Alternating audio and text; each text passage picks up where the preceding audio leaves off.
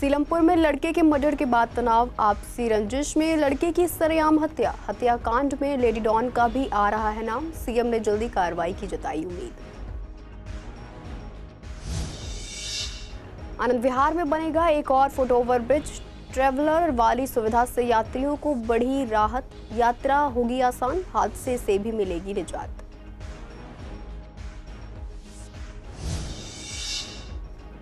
पूर्वी दिल्ली के उद्योगपतियों का एमसीडी शुल्क पर विरोध। औद्योगिक संगठनों ने नए यूजर चार्ज को बताया अनुचित। उद्योगपतियों ने कहा, बिना सेवा और संवाद के शुल्क थोपना है अन्याय। गाजीपुर पुलिस की अवैध हथियार के खिलाफ कार्रवाई। पुलिस ने बदमाश को किया गिरफ्तार। आरोपी के पास से बटन वाला चाकू बरामद।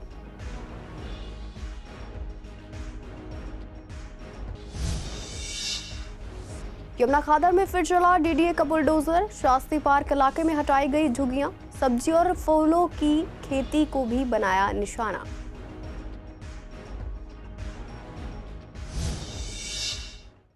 नमस्कार, आप देख रहे हैं सीसीएन डिजिटल। मैं हूं आपके साथ शिवानी तिवारी। स्वागत है आपका हमारे खास कार्यक्रम पूर्वी दिल्ली खास में। बुलेटिन की शुरुआत करते हैं कुछ खास खबरों के साथ। सीलमपुर इलाके में चाकूबाजी की घटना में 17 साल के लड़के की मौत के बाद इलाके में तनाव है। उसकी पहचान जे ब्लॉक न्यू सीलमपुर निवासी कुणाल के तौर पर हुई। शव को पोस्टमार्टम के बाद परिजनों को सौंप दिया गया है। सीलमपुर पुलिस हत्या का मामला दर्ज कर जांच कर रही है। कुणाल की हत्या से आक्रोशित लोगों ने सीलमपुर में रोड जाम कर दिया। बड़ी संख्या में पुलिस बल मौके पर मौजूद है। स्थानीय लोग आरोपियों को गिरफ्तार करने की मांग कर रहे हैं। वहीं मृतक के परिजनों का कहना है कि आरोपियों को फांसी होनी चाहिए। सीलमपुर मर्डर में एक लेडी डॉन जिक्रा और उसके भाई का नाम सामने आ रहा है। स्थानीय लोगों ने आरोपियों को सजा दिलाने की मांग को लेकर सड़क पर जाम लगा दिया। इसके अलावा लोगों ने हिंदू पलायन करने को मजबूर, घर बिकाऊ है जैसे पोस्टर लगाकर प्रदर्शन किया। पुलिस अधिकारियों ने बताया कि वीरवार शाम करीब 7:38 पर सीलमपुर पुलिस को जे ब्लॉक में चाकूबाजी की घटना की सूचना मिली थी। घायल कुणाल को तुरंत जगप्रवेश अस्पताल ले जाया गया, जहां उसकी मौत हो गई। पुलिस टीम हमलावरों को पकड़ने के लिए लगातार छापेमारी कर रही है। सीएम रेखा गुप्ता ने कहा है कि उनकी खुद पुलिस कमिश्नर से बात हुई है। जिन लोगों के नाम सामने आए हैं उनकी खोज पुलिस कर रही है। हमें उम्मीद है कि उन्हें जल्द से जल्द आरोपी को पकड़ लिया जाएगा, परिवार के साथ न्याय होगा। मृतक की मां ने कहा है कि अभी तक आरोपियों को गिरफ्तार नहीं किया गया है। मामले में लेडी डॉन का नाम सामने आ रहा है, जो आरोपी साहिल की बहन बताई जाती है। साहिल की मृतक के साथ इसलिए रंजिश थी कि वह लाला नाम के व्यक्ति का जानकार था और लाला ने साहिल की पिटाई की थी। मृतक की बहन ने बताया कि लेडी डॉन लगभग 3 महीने पहले जेल से बाहर आई थी। कुणाल के परिजनों का आरोप है कि इस हत्या के पीछे लेडी डॉन जिक्रा और उसके भाई शामिल है। जिक्रा ने ही कुणाल को धमकी भी दी थी। दरअसल इसने कुछ समय पहले अपने इंस्टाग्राम पर पिस्टल के साथ फोटो पोस्ट किए थे, जिसके बाद मामले में आर्म्स एक्ट के तहत केस दर्ज कर उसे गिरफ्तार कर लिया गया था। घटना के बाद क्राइम टीम को मौके पर भेजा गया। आज बीजेपी नेता जय भगवान गोयल और पटपड़गंज के विधायक रविंद्र नेगी भी घटनास्थल पर पहुंचे। उन्होंने कहा, इस तरह की हत्याओं का दौर लगातार जारी है। कुणाल नाम था लड़के का, तो और 17 साल की उम्र है उसकी। घटना कैसे हुई, क्या जानकारी मिली आपको? दूध लेने गया था बच्चा हमारा, और बस वहीं कुछ लोगों ने उसको घेरा। मोमडन है वो, उन्होंने उसको वहाँ घेर के वहीं उसकी हत्या कर दी गई। स्पॉट पे ही उसको इतने सारे चाकू मारे गए हैं, अनगिनती चाकू मारे गए हैं उस पर, और चाकू से हत्या करी गई है उसकी। और बहुत ही बिल्कुल शरीफ बच्चा था हमारा। कोई लड़ाई थी इसकी या कोई झगड़ा नहीं, शरीफ बच्चा था, नौकरी करने वाला बच्चा था। हिंदू को ऐसे मार रहे चाकू। वहाँ जो है हमारे यहाँ बहुत ज़्यादा हिंदू मुसलमानी वाली बातें हैं। 6 मौतें हो चुकी हैं, ये छठी मौतें हमारे यहाँ। नीचे उतर के आया घर से, मौका वारदात पे गया मैं, वहाँ भीड़ लगी हुई थी बहुत सारी। तो वहाँ पर एक डोरे की एसटीडी है, राजेंद्र डोरे नाम है, उसके बराबर में सामने ही डॉक्टर गुप्ता की दुकान है। वहीं डॉक्टर गुप्ता की दुकान के सामने ही उसने चाकू मारे हैं। वहाँ काफ़ी खून पड़ा हुआ था, तो वो वहाँ से भागा है जान बचाने के लिए। सामने एक डॉक्टर की दुकान है, डॉक्टर पुंडीर, और एक और है उनके साथी हैं, मेरे ख्याल राम कुमार नाम है। तो उसके अंदर वो घुसा है, तो वहाँ भी उसके पूरा कमरे में डॉक्टर की दुकान के अंदर खून ही खून पड़ा था जब मैं वहाँ। आरोपी हैं, उनके खिलाफ कार्रवाई होगी, will take strict action. Sir, एक लेडी जॉन का लगातार जिक्र कर रहे हैं कि उसने यहाँ पे ये मर्डर की पूरी जो वारदात है उसको नहीं, वी आर जस्ट कम और हम लोग इन्वेस्टिगेट कर रहे हैं और will take strict action against the accused. 17-18 साल के युवक की चाकू से हत्या कर दी गई थी। वहीं के रहने वाले कुछ लोग हैं जिनके ऊपर आरोप लगाया गया है। अभियुक्त की पहचान हो चुकी है और हमारी टीम उनको पकड़ने में लगी हुई है। जल्दी ही उनको पकड़ लिया जाएगा। जो अपराधी हैं उनको सजा दिलाएंगे और बिल्कुल फांसी की सजा दिलाएंगे। जिस तरह के यहाँ के जो स्थानीय यहाँ के पार्षद, यहाँ के विधायक जो ये सह दे रहे हैं और जिस प्रकार का जो कारोबार चल रहा है यहाँ पे अफीम, गांजा, नशा तस्करी, उस कारोबार की वजह से यहाँ पे हत्याएं हो रही है और इसको बिल्कुल जड़ से खत्म करेंगे। प्रशासन अपना काम कर रही है और हर हमारे यहाँ के जो बीजेपी से विधायक लड़े अनिल जी और हम पूरे परिवार के साथ खड़े और भाजपा पूरी खड़ी है और प्रशासन से, सरकार से पूरी मदद मिलेगी। दिल्ली और यूपी को जोड़ने के लिए आनंद विहार पर नया फुटओवर ब्रिज बनाया जाएगा। NCRTC इस FOB का निर्माण करेगी, जिसमें यात्रियों की सुविधा के लिए ट्रैवलर भी लगाया जाएगा। इससे भारी सामान के साथ यात्रियों का यात्रा करना आसान होगा। आनंद विहार अब एक बड़ा ट्रांसपोर्ट हब बन चुका है, जहां रेलवे स्टेशन, बस अड्डा, मेट्रो और RRTS स्टेशन है। नया FOB इन सभी को आसानी से जोड़ेगा। गाजियाबाद के कौशाम्बी बस अड्डे पर पहले से एक FOB मौजूद है, लेकिन वहां ट्रैवलर जैसी सुविधा नहीं है। जब हमारे संवाददाता ने लोगों से बात की तो यात्रियों का कहना था कि भारी बैग्स के साथ चलना मुश्किल होता है और ये पुल उस परेशानी को काफी हद तक कम करेगा।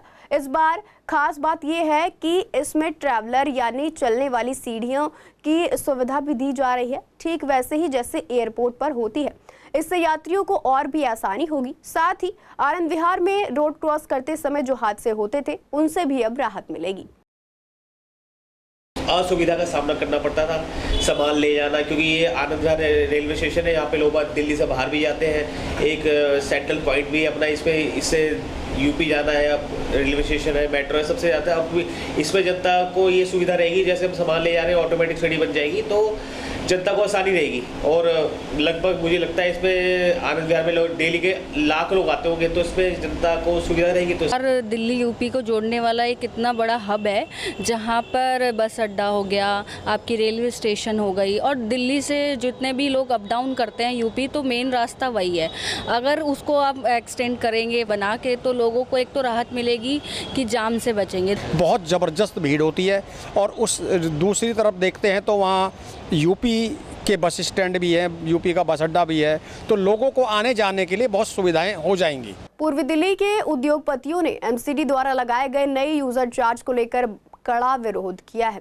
संवाददाता विवेक पठानिया से बातचीत करते हुए पूर्वी दिल्ली के औद्योगिक संगठनों ने इसे एक पक्षीय, अनुचित और उद्योगों पर आर्थिक बोझ बताया। फ्रेंड्स कॉलोनी इंडस्ट्रियल एसोसिएशन के कई संगठनों ने सामूहिक रूप से नीति वापसी की मांग की है। संगठन के चेयरमैन डॉक्टर अनिल गुप्ता ने कहा, सेवा नहीं, संवाद नहीं और अब शुल्क, यह उद्योगों के साथ अन्याय है। हम पहले से ही कई टैक्स, लाइसेंस फीस, CETP शुल्क और स्थानीय प्रबंध का खर्च उठा रहे हैं। महासचिव विनीत जैन ने कहा कि MCD की लापरवाही के कारण सालों से इंडस्ट्रियल एरिया का बुरा हाल है और अब बिना किसी सलाह के इतना बड़ा शुल्क थोप देना पूरी तरह गलत है। नए शुल्क के तहत 50 वर्ग मीटर और उससे अधिक क्षेत्र की इकाइयों पर 30,000 रुपए साल तक का चार्ज लगाया गया है। ये चार्ज सॉलिड वेस्ट मैनेजमेंट के नाम पर लिया जा रहा है, जबकि उद्योगों को ना तो नियमित कचरा प्रबंध, ना सड़कें, ना ड्रेनेज और ना ही स्ट्रीट लाइट जैसी जरूरी सुविधाएं मिल रही हैं। दिल्ली में करीब 1 लाख से ज़्यादा उद्योग हैं, हमारे झिलमिल में करीब 5,000 हैं। अभी अगर हम चेक करते हैं, हमारे यहाँ 50 गज, 100 गज, 150 गज में छोटे छोटे उद्योग हैं। इन्होंने फ्लैट 30,000 रुपये साल का यूज़र चार्ज हाउस टैक्स से ऐड कर दिया है। नॉर्मली अप्रैल से हम लोग हाउस टैक्स देना शुरू करते हैं। मैंने देखा किसी का 50 गज की फैक्ट्री रही है, उसका 7-8-10,000 रुपये हाउस टैक्स है, पर साथ में 30,000, यानी कि हाउस टैक्स से दुगना तिगना भी आ रहा है। किसी का 20,000 हाउस टैक्स बना, उसको भी 30,000। Standard all over the city. 30,000 रुपये हाउस टैक्स है। 50 गज की फैक्ट्री रही है, उसका 7-8-10,000 रुपये हाउस टैक्स है, पर साथ में 30,000, यानी कि हाउस टैक्स से दुगना तिगना भी आ रहा है। किसी का 20,000 हाउस टैक्स बना, उसको भी 30,000। और ये सॉलिड वेस्ट मैनेजमेंट रूल्स के लिए बना है। मैक्सिमम फैक्ट्रियों से सॉलिड वेस्ट नहीं निकलता। हमारे यहाँ रिहाइश नहीं है। ऑलरेडी इंडस्ट्री बहुत सारे चार्जेस देती हैं, आपको हाउस टैक्स दे रही हैं। बहुत सी ऐसी छोटी छोटी इंडस्ट्रीज़, कहने को इंडस्ट्री है पर ये वर्कशॉप हैं छोटी छोटी, जिनके यहाँ 1 ग्राम भी कूड़ा नहीं निकलता। मैं सच्चाई बता रहा हूँ आपको। हमारे यहाँ जो प्रोसेसिंग में सॉलिड वेस्ट कुछ होता है वो एक तरीके से हमारा बाई प्रोडक्ट होता है। लोहा है, कॉपर है, किसी भी चीज़ें वो सेलेबल होता है जो हमारा मशीनों में निकलता है, तो कोई उसको फेंकता नहीं है। नॉर्मली सिर्फ जब आप अपने दफ्तर की सफाई करते हो जो नॉर्मल उसका डस्ट वगैरह होगा जो हार्डली 10-20-50 ग्राम होता होगा, क्योंकि हमारे रिहाइश नहीं है तो किचन वेस्ट नहीं होता। तो ये इतना बड़ा जो एमसीडी ने तुगलकी आदेश दिया जिसको गहरी चोट मार रहे हैं, ये इसको हम विरोध करते हैं। हमारे मेंबर्स की डेली मीटिंग हो रही है और ये इंडस्ट्रीज़ की कमर तोड़ेगा। हमारे यहाँ छोटी छोटी फैक्ट्रियाँ हैं जिनके यहाँ बिल्कुल भी कूड़ा नहीं निकलता, और जो थोड़ा बहुत निकलता भी है वो सारा रिसाइकिल हो जाता है। उसके बावजूद 50 गज की फैक्ट्री वाले को या 100 गज की फैक्ट्री वाले को, जिसके यहाँ मात्र 2 या 3 वर्कर काम करते हैं, 30,000 रुपये सालाना देना उसकी काम पर बहुत ज़्यादा उसको चोट, आर्थिक रूप से चोट पहुँचाएगा और उसको एक तरह से कंपटीशन में टिके रहने में दिल्ली में व्यापार करना बहुत मुश्किल हो जाएगा। गाजीपुर में पुलिस को अवैध हथियारों के खिलाफ बड़ी सफलता मिली है। पुलिस ने 28 साल के कबाड़ी सरजुल मलिक उर्फ गुंडा को एक बटन से चलने वाले अवैध चाकू के साथ पकड़ा है। जानकारी के अनुसार पुलिस को गुप्त सूचना मिली कि गाजीपुर डेयरी फार्म के डी ब्लॉक में एक कुख्यात बदमाश अवैध हथियार के साथ घूम रहा है। तुरंत कार्रवाई करते हुए पुलिस विनोद नगर मेट्रो डिपो की दीवार के पास पहुंची और संदिग्ध की निगरानी शुरू की। थोड़ी देर बाद जब संदिग्ध NH 24 की ओर से आता दिखा तो मुखबिर ने उसकी पहचान की और सावधानी से वहां से निकल गया। पुलिस को देखकर आरोपी भागने की कोशिश करने लगा, लेकिन सतर्क पुलिस टीम ने उसे पकड़ लिया। पूछताछ में जब वह जवाब नहीं दे सका तो उसकी तलाशी ली गई, जिसमें उसकी जीन्स की जेब से बटन से चलने वाला अवैध चाकू बरामद हुआ। आरोपी पहले से 8 आपराधिक मामलों में शामिल रहा है। यमुना खादर इलाके में अतिक्रमण और अवैध कब्जे के खिलाफ डीडीए का अभियान जारी है। कुछ दिन पहले भी डीडीए ने कार्रवाई की थी और अब फिर से अतिक्रमण हटाने के नाम पर झुग्गियां हटा दी गई हैं। डीडीए की तरफ से शास्त्री पार्क के यमुना खादर इलाके में सब्जी और फूलों की खेती करने वालों पर कार्रवाई की गई। यमुना खादर में बनाई गई झुग्गियों पर बुलडोजर चलाया गया। इसका झुग्गी में रहने वाले लोगों ने विरोध जताया। लोगों ने कहा कि वह 1962 से यहां फूलों और सब्जियों की खेती करते आ रहे हैं। मामला कोर्ट में भी चल रहा है, लेकिन डीडीए ने कोई सुनवाई नहीं की, सामान हटाने तक का भी मौका नहीं दिया। उन्होंने कहा कि यमुना खादर में उन लोगों की तरफ से कोई अतिक्रमण नहीं किया गया, सिर्फ फूलों की खेती होती है। इससे सैकड़ों लोगों का जीवन चलता है। गरीब मजदूर यमुना खादर में रहकर इन खेतों में मजदूरी करते हैं। उन्होंने कहा कि इन सारी बातों की परवाह किए बगैर डीडीए की ओर से फूलों और सब्जियों से भरे खेत पर ट्रैक्टर चला दिया गया, जिससे लाखों रुपए का नुकसान हो गया है। साथ ही उनकी रोजी रोटी पर भी आफत आ गई है। इससे लेकर सीएम रेखा गुप्ता को ज्ञापन भी सौंपा गया था और मदद की गुहार लगाई गई थी। इसके बावजूद उनकी तरफ से कार्रवाई पर रोक नहीं लगाई गई। हमारी खेती 1 महीने के अंदर अंदर उजाड़ दी इन लोगों ने। हमारी गुलाब की या गेंदे की खेतियां, हरी सब्जी हम बोते हैं। हमारा कोई ऐसा तो नहीं है कि इन चीजों से कोई परेशानियां हो कि बाहर। इस बात को मानते हैं आप? तो हमारे तो ट्यूबवेल से साफ पानी से हम सब्जी बोते हैं। कोई हम नाले का यूज नहीं करते कि जब यहाँ जमुना में नाले का पानी आ रहा हो तो हम उसको यूज करके जब हम जमुना का पानी यूज करते हैं आप सब्जी में? नहीं, बिल्कुल हमारा ट्यूबवेल लग रहा है, साफ पानी से करते हैं। दिल्ली के पर्यावरण मंत्री मनजिंदर सिंह सिरसा ने वीरवार को गाजीपुर लैंडफिल साइट का दौरा करते हुए बड़ा बयान दिया था कि अगले 5 सालों में कूड़े के इस पहाड़ को डायनासोर की तरह खत्म कर दिया जाएगा और यह साइट पूरी तरह से साफ नजर आएगी। शुक्रवार को हमारे संवाददाता ने इस दौरे को लेकर कांग्रेस, आम आदमी पार्टी और बीजेपी के नेताओं से बात की, जिस पर नेताओं की अलग अलग प्रतिक्रिया सामने आई। आम आदमी पार्टी के विधायक वीर सिंह धिंगान ने कहा कि करनी और कथनी में फर्क होता है। अगर ये काम वास्तव में हो गया तो दिल्ली की जनता के लिए ये अच्छा होगा, लेकिन बीजेपी के दावे अक्सर बदल जाते हैं। कांग्रेस प्रवक्ता चंद्रमोहन ने टिप्पणी करते हुए कहा कि डायनासोर समाप्त हुए थे, वह आपदा थी और लैंडफिल को खत्म करना एक चुनौती है जिसे किसी भी सरकार ने आज तक गंभीरता से हल नहीं किया। वहीं बीजेपी विधायक ओम प्रकाश शर्मा ने सिरसा के बयान का समर्थन करते हुए कहा कि बीजेपी के सभी मंत्री अपने मंत्रालय के कामों को पूरी ईमानदारी से कर रहे हैं और गाजीपुर लैंडफिल को हटाने का वादा निश्चित रूप से पूरा किया जाएगा, जिससे यमुना पार स्वच्छ बन सकेगा। वैसे तो इनकी कसरत करने में बड़ा अंतर रहता है हमेशा, लेकिन अब सरकार दावा कर रही है तो बड़ी अच्छी बात है ये, और साफ सफाई करनी चाहिए क्योंकि इनका ये मैनिफेस्टो में था, इनके उसमें था ये, इनका चुनाव लड़ने से पहले इनकी घोषणा भी थी कि हम इसको साफ कर देंगे, तो उन्हें इन टाइम कर देना चाहिए। और नहीं करते तो वह समझे से इनकी कहावत है कि भाई इनकी करने में अंतर होता है, कहते कुछ है करते कुछ है, वो कहावत इन पर फिर लागू होती है।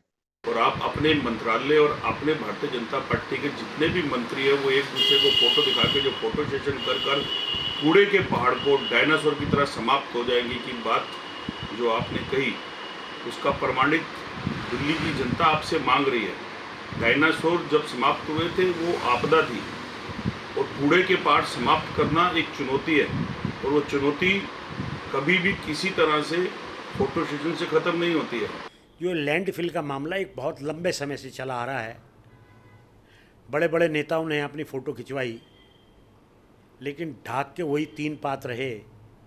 अब उन्होंने इसका बीड़ा उठाया है कि वो केंद्र सरकार के सहयोग से दिल्ली सरकार के साथ मिलकर इस कार्य को करेंगे और दिल्ली की जनता को इससे निजात दिलाएंगे। अब स्कूलों में बच्चे स्मार्टफोन ला सकेंगे, लेकिन कुछ नियमों के साथ एजुकेशन डिपार्टमेंट ने हाल ही में एक एडवाइजरी जारी की है जिसमें कहा गया है कि सरकारी और प्राइवेट सभी स्कूलों में स्टूडेंट्स को स्मार्टफोन इस्तेमाल करने की इजाज़त दी जा सकती है। हालांकि इसके लिए नियम स्कूल खुद तय करेंगे और सख्ती भी बरती जाएगी। जब इस फैसले पर पेरेंट्स से बात की गई तो उन्होंने इसे गलत बताया। उनका कहना है कि बच्चे स्कूल में फ़ोन का इस्तेमाल पढ़ाई के बजाय सोशल मीडिया, गेम्स और दूसरी चीज़ों के लिए करेंगे, जिससे उनका ध्यान भटक सकता है। पेरेंट्स का ये भी मानना है कि पहले ही बच्चे घर पर फ़ोन ज़्यादा यूज़ करते हैं और अगर स्कूल में भी इसकी छूट मिल गई तो पढ़ाई से और दूर हो जाएंगे। कुछ गेम्स के जरिए बच्चे पैसे भी कमाने लगे हैं जो उनके मानसिक विकास पर बुरा असर डाल सकते हैं। पेरेंट्स का साफ कहना है कि स्कूलों में बच्चों को स्मार्टफोन लाने की इजाज़त नहीं मिलनी चाहिए क्योंकि इससे पढ़ाई पर बुरा असर पड़ेगा और स्कूल का ध्यान बच्चों की पढ़ाई से हटकर उनके फ़ोन के इस्तेमाल पर चला जाएगा। वो पढ़ाई नहीं करते हैं, फ़ोन पे ध्यान देते हैं ज़्यादा। नहीं तो पेरेंट्स को जाना चाहिए स्कूल, और स्कूल छोड़ना भी चाहिए और लाना भी चाहिए वहीं से, तो सेफ्टी है ना। बच्चे उसमें जो है मनमानी फ़ोन चलाते हैं, जो नहीं चलाना चाहिए वो चलाते हैं। ये चीज़ मैम हमें पसंद नहीं है। बाकी अब सब चीज़ आप समझ ही रहे हो, इसमें इससे आगे ज़्यादा क्या मैं बोलूँ। ये तो सुरक्षा के लिए सही है, लेकिन बच्चों को सही होना चाहिए, सही दिमाग लगाना चाहिए, सही राह चलना चाहिए, सही सोच रखनी चाहिए। फ़ोन तो ख़राब है नहीं, लेकिन चलाने वाले जब समझ से नहीं चलाएंगे तो ख़राब ही है। टीवी पे ऐड आ रहा है, गेम खेलने के लिए सिखा रहे हैं, बच्चे नुकसान कर देते हैं, माँ को बिना बताए गेम खेलते हैं, पैसे हार जाते हैं, उससे फिर मतलब मिसयूज़ ज़्यादा करते हैं। मिसयूज़ करते हैं फिर। हाँ, पढ़ाई के लिए तो बोलते हैं, लेकिन स्कूल में ले जाने के लिए अभी तक ऐसा कुछ बताया नहीं। देखिए वैसे ज़रूरत के हिसाब से तो घर पे भी कर सकते हैं, वैसे स्कूल अभी इंटर तो कर लिए लड़के ने, अब मेरे हिसाब से ज़्यादा ज़रूरत है नहीं है। मोबाइल तो स्कूल में एक्चुअली लेके जाना ही नहीं चाहिए विद्यार्थी को। मोबाइल लेके जाएगा तो मोबाइल छेड़ते रहेगा, वो पढ़ाई क्या करेगा, पढ़ाई में फोकस ही नहीं करेगा वो। पेरेंट्स के जो है बच्चों को जो है ना स्कूल के लिए फ़ोन नहीं देना चाहिए। अगर जो भी उनका स्कूल के काम है तो अपने घर में आके करना चाहिए। स्कूल में ये नियम नहीं लागू नहीं होता है जो आप ले जा सकते हो मोबाइल, ये कहीं भी सिस्टम नहीं है। क्यों, वजह क्या लगती है? वजह कि बच्चा पढ़ने जा रहा है, वहाँ मोबाइल चलाने थोड़ी जा रहा है बस। लेकिन कई बार एजुकेशन डिपार्टमेंट की तरफ से आता है कि स्कूल्स में कुछ काम होते हैं मोबाइल के थ्रू, तो आप घर पे करो। ये घर में ही तक सुख सुविधाएं अच्छी लगती हैं, स्कूल वगैरह में नहीं होना चाहिए। हम भी तो बड़े हुए हैं, कोई फ़ोन वोन होते ही नहीं थे, सब कुछ होते थे। वो टाइम ज़्यादा अच्छा था बिना फ़ोन के। फ़ोन के मिस यूज़ ज़्यादा होते हैं जी। अगर फ़ोन बंद हो जाए ना तो ज़्यादा अच्छी ज़िंदगी रहेगी पहले जैसे। दिल्ली में पूर्वांचलियों के सबसे बड़े पर्व छठ पूजा को लेकर इस बार तैयारियां काफी पहले से शुरू हो गई हैं। छठ पर्व अभी करीब 7 महीने दूर है, लेकिन दिल्ली की नई सरकार ने इसकी गंभीरता को समझते हुए काम की शुरुआत कर दी है। बीते वीरवार को पीएम के साथ दिल्ली की नई सीएम रेखा गुप्ता ने बैठक की और यमुना नदी की सफाई को लेकर विशेष चिंता जताई। शुक्रवार को हमारे संवाददाता ने पूर्वी दिल्ली के कई इलाकों में बसे पूर्वांचलियों से बात की, जिन्होंने इस पहल का स्वागत किया और सरकार की सोच को सराहा। उनका कहना है कि यह पहली बार है जब कोई सरकार छठ पर्व को लेकर इतनी पहले तैयारी कर रही है। पूर्वांचलियों ने पिछली सरकार पर भी सवाल उठाए और कहा कि अब तक केवल वादे हुए, लेकिन कुछ काम नहीं किया गया। खासतौर पर अरविंद केजरीवाल की सरकार पर नाराजगी जताते हुए लोगों ने कहा कि उन्होंने यूपी बिहार के लोगों को यमुना में गंदगी फैलाने वाला कहकर अपमानित किया था। यही कारण है कि अब पूर्वांचली समुदाय ने बीजेपी पर भरोसा जताया है। बिल्कुल उम्मीद है, हमारा धन्य है हमारे मोदी जी के। जब हम बीजेपी की सरकार दिए है तो मुझे 101% विश्वास था कि मोदी जी हमारे के छठ पूजा का पर्व जो होता है हमारे यमुना में मनाने देंगे। और जब से ये केजरीवाल सरकार झूठा मकारा आया तब से ये छठ पूजा बंद कर दिया। इससे बढ़िया तो शीला दीक्षित थी कि सारा पूर्वांचल के लोग हमारे छठ पूजा करते जाते थे, और जब से ये आया तब से ये बहाना कर दिया कि छठ पूजा में गंदगी होता है, ये होता वो होता, कई तरह बहाना करके ये पानी तक रुकवा दिया। ये केजरीवाल इतना झूठा आदमी है। जैसे हमारा कलंदी कुंज है, वहाँ पे मैंने कई अक्सर पर देखा जाते हुए कि वहाँ काफ़ी झाग रहता था। सफाई होने की बात हुई बट कभी नहीं हुआ। वो लोगों को परेशानी हुई, लॉकडाउन में भी दिक्कत हुई, लोगों ने अपने घर में छठ पूजा करना स्टार्ट कर दिया, पानी रुका, काफ़ी दिक्कत हुई। सरकार ने कहा कि यूपी बिहार के लोग आके यहाँ छठ करते हैं, गंदगी फैलाते हैं, तो इस वजह से केजरीवाल सरकारी भी गिरी। सरकार जो गिरी केजरीवाल की सरकार इसी वजह से गिरी। लोग के जितने यूपी बिहार का हमारा है, जगह जगह बसे हैं दिल्ली में, उनको छठ माने आराम से होने चाहिए, है ना। जमुना जी है, हाँ जमुना जी है, सफाई करना चाहिए। हमने अर्घ देते हैं गंगा के किनार पर, हम देना पड़ता है छत पर हमारे के, ये दिक्कत हमारे लोग है। और पूर्वांचल वाले को बहुत आने वाले टाइम पे बहुत अच्छी सुविधा मिलने वाली है, क्योंकि जिस तरीके से हम देख रहे हैं सफाई चल रही है जमुना को लेके, जब से सरकार बनी है जब से लगातार कंटिन्यू सफाई चल रही है। और आने वाली छठ पूजा श्रद्धालु जो भी होंगे हमारे भी है पूर्वांचल की, उनको बहुत अच्छा सुविधा मिलेगी। और हम आगे यही कामना करते हैं दिल्ली सरकार से कि आगे आने वाली पूर्वांचल के लिए बहुत अच्छा ये काम करें। और शकरपुर के स्कूल ब्लॉक इलाके में बस से सफर करने वाले लोगों को काफी दिक्कतों का सामना करना पड़ रहा है। यहाँ मदर डेयरी रोड पर 2 बस स्टॉप तो हैं, लेकिन वहाँ ना तो कोई शेड है, ना ही बैठने की कोई व्यवस्था है। बस स्टॉप पर सिर्फ एक बोर्ड लगा है जो ठीक से दिखाई भी नहीं देता। शेड और बोर्ड ना होने की वजह से जो लोग पहली बार आते हैं उन्हें पता ही नहीं चलता कि बस कहाँ रुकती है। लोग धूप, बारिश या गर्मी में पेड़ की छांव में खड़े होकर बस का इंतजार करते हैं। बुजुर्ग, महिलाएं और बच्चे सबसे ज्यादा परेशान होते हैं। कई बार नए ड्राइवर और कंडक्टर को भी ये नहीं पता चलता कि कहां बस रोकनी है, क्योंकि बस स्टैंड की कोई साफ पहचान नहीं है और वो बस को आगे बढ़ा देते हैं। स्थानीय लोगों की मांग है कि प्रशासन यहां एक सही बस स्टैंड बनाए ताकि यात्रियों को राहत मिल सके। अगर साइन बोर्ड लगाए गए हैं और ये बस स्टॉप तय किया गया है तो यहाँ शेड और बैठने की सुविधा भी होनी चाहिए। होने वाला तो हो, कोई पब्लिक को दिखाई देता है, सबको दिखाई देता है, लेकिन फिर भी कुछ नहीं हो रहा। बताओ